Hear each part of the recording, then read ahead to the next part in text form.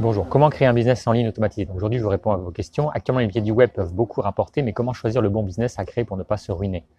Il faut déjà choisir quelque chose qui nous plaît, parce qu'en fait, c'est quelque chose qui va faire sur la durée. Donc si ça vous plaît pas, ça va être compliqué. Et après, en fait, est-ce que vous avez regardé un petit peu quel est l'intérêt? Est-ce que le truc qui vous plaît, ça n'intéresse que vous, ça intéresse personne? Est-ce qu'il y a des concurrents? S'il y a des concurrents, ça veut dire qu'a priori, il y a du monde.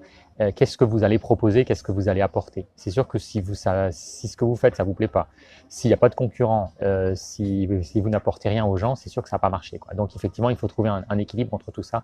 C'est vraiment quelque chose de très important.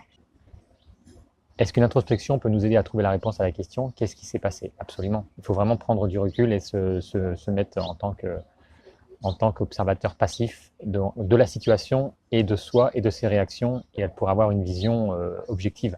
Si on reste dedans, forcément en disant ah j'ai échoué à cause des autres, à cause de ceci, à cause de cela, ainsi de suite, et qu'on rejette la faute sur les autres, en fait on n'a pas d'introspection et c'est pas comme ça qu'on va trouver une solution et c'est pas comme ça qu'on va progresser en fait. Et que la prochaine fois on va recommencer la même erreur. Question suivante. Est-ce que prendre du recul nous aide à accepter l'idée que l'échec peut être bénéfique? Ah bah absolument, effectivement. C'est sûr que pour que l'échec soit bénéfique, il faut prendre du recul. Parce que sinon on reste dedans et on a le nez dans le guidon et forcément c'est pas bon et c'est pas comme ça qu'on va avancer. Donc effectivement il faut être observateur de ce qui se passe. C'est comme ça qu'on arrive à prendre du recul, à lâcher prise et prendre les bonnes, réfléchir et prendre les bonnes décisions. C'est vraiment super important. Question suivante, comment rebondir après un échec? Donc, échouer nous aide à comprendre qu'en fait, nous avons une faiblesse. L'échec nous permet de savoir là où nous sommes égarés. Comment pouvons-nous pouvoir servir de cette faiblesse pour avancer dans la vie? Justement, de trouver des solutions. C'est-à-dire qu'en fait, dire, j'ai échoué pour telle ou telle raison. Donc, voir cette raison-là et effectivement se dire, comment je pourrais la prochaine fois ne pas refaire la même erreur?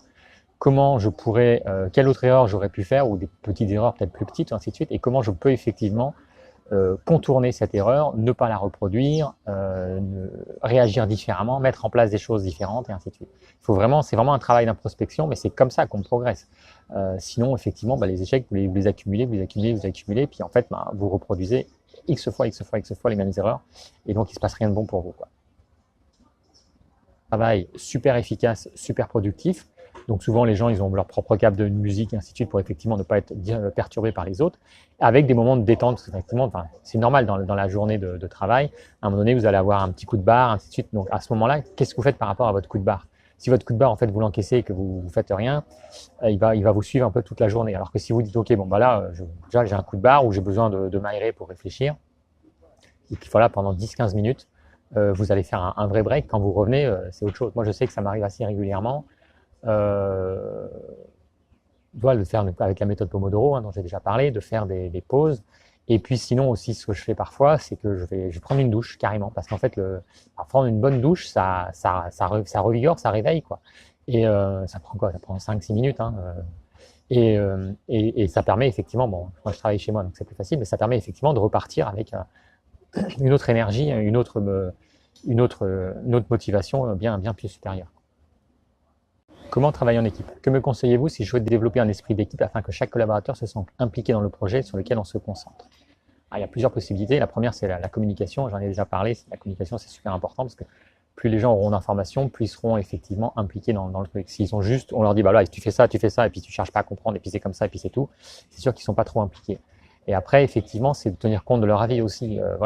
Je t'ai demandé de faire ça, est-ce que tu penses que c'est mieux de faire comme ça, ainsi de suite. Donc, après, c'est vous qui prenez la décision. Il faut vraiment aussi poser des questions sur des trucs où vous êtes prêt à lâcher prise, soit parce que vous n'êtes pas forcément compétent, soit parce que l'autre personne elle est plus que vous, soit parce qu'effectivement vous vous questionnez, ainsi de suite. Il y a des process où c'est vous qui devez décider, c'est clair, net et précis, et puis il y a des process où effectivement l'autre personne, a priori, il y a des simples exécutants, mais il y a aussi des gens qui ont des capacités de raisonnement, ainsi de suite, et des forces de proposition. Donc à partir du moment où vous considérez les gens comme des forces de proposition, ils vont plus s'investir et que vous tenez compte de leurs avis, en tout cas en partie, pas forcément prendre au pied de la lettre tout ce qu'ils vous disent de faire, c'est clair qu'après ils seront plus impliqués dans le travail d'équipe. Abonnez-vous en cliquant sur le rond, et sinon il y a 2 autres vidéos ici qui vont certainement vous intéresser.